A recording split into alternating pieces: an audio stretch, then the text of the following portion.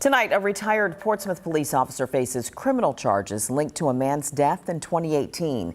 Today, the Commonwealth's attorney announced a grand jury indicted 55-year-old Vincent McClean for voluntary manslaughter for a shooting that happened on Navajo Trail. Angelique Arentuck is live at the courthouse now with this development years in the making. Angelique?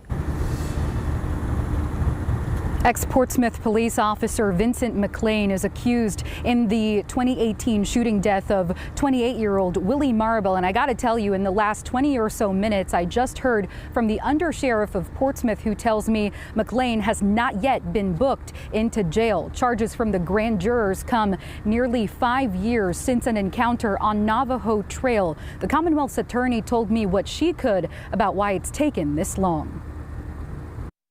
He do not own a gun. I've never seen a gun in my house. This clip is from May 2018, not long after Lori Flythe found out her 28-year-old son, Willie Marable, died in a police shooting. That's my baby.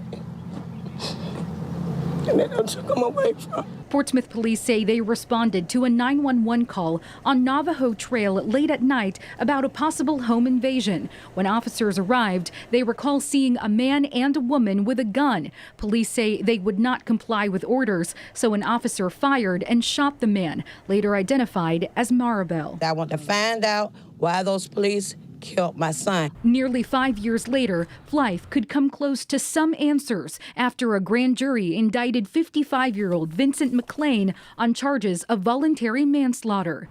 Leading up to this point, Portsmouth Commonwealth's attorney Stephanie Morales says Virginia State Police conducted an investigation. Her team received the findings and then did a follow-up investigation of its own. That wrapped up at the end of last year. And when we brought all of that together, there was a determination that we needed to present this to the grand jury. Morales says she has to make sure she's acting based on facts and the law. As far as I'm concerned, accountability is for everyone. And securing all information she can. Expedience is absolutely important to me. But what's even more important is ensuring that we get this right.